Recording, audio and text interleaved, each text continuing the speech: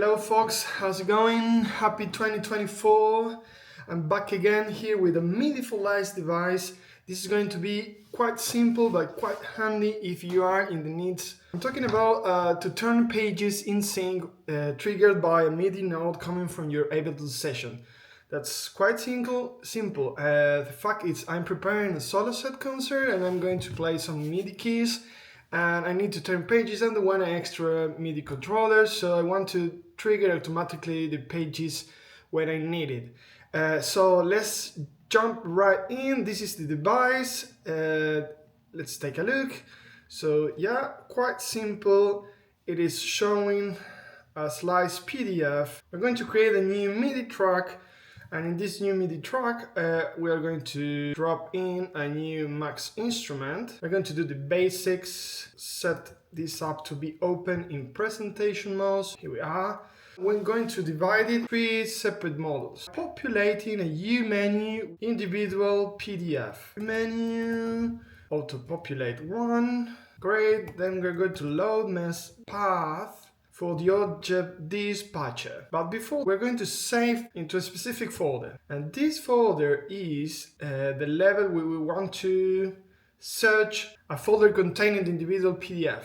In my case, I create a folder named pics with all the PDF and individual pages. Save this MIDI for live device here at this level. So we're going to name it scope follower. Let's create the object dispatcher. Then we're going to combine the symbol, the name of the folder, pics, prepend prefix, and that's pretty much all we need to populate the U menu with the individual PDF. Prepend read. What object is going to read is just a JIT movie. A JIT movie, and it's going to be in the JIT world. Yes, and we're going to add a message called floating one, so the window is always present. Toggle here in case we need to open the world or close it up. A message called visible, and we're going to make a live of the text to hide and make it visible this window. So there we go. We're going to focus now on LOM, the live object model. We're going to track this device, use the live path to hardcode the live set. This is going to be observed with the message is playing, give me a 0. We're going to select that 0. We're going to send it as a message. We're going to send as well a message set. This interject box is going to allow me to go to page 5, go to page 9, because we are humans and I'm not used to read on zero-based systems directly to the counter. But where exactly? This goes here in the reset counter to number immediately, and this goes here to reset counter to number on next clock. Then we want to visualize what page we are in. So if we subtract 1, we're going to add 1. We're going to use another integer box. I want to make a final addition to this module. It's tracking if the session is playing or not. If it's not, I'm going to grab this 0, send it to the counter, and this counter goes directly here. But before we jump into the third and final section of this MIDI for live device, I want to use this as a button, -1, +1. These are going to be mapped to any MIDI button you have in your controller. In case of the rehearsals, you can go easily from one page to another. Then we're going to use an integer here, a -1 here, a +1 here. Right, so now read the pages as we go. You see, we are in page 2, we're in page 3, 4, 5, 6, 7, 8, and right. And if you want to jump to page 29, voila!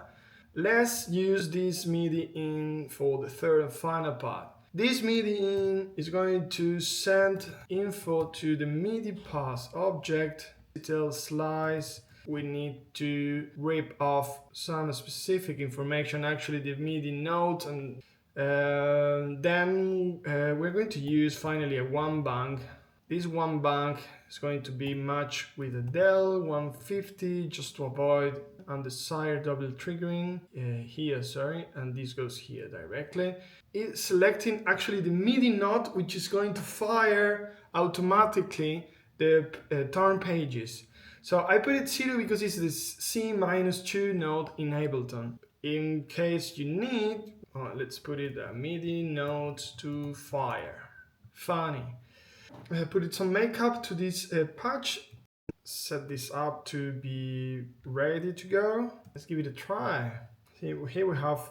In order this to work, don't forget to make your MIDI track in input and to receive the notes you want.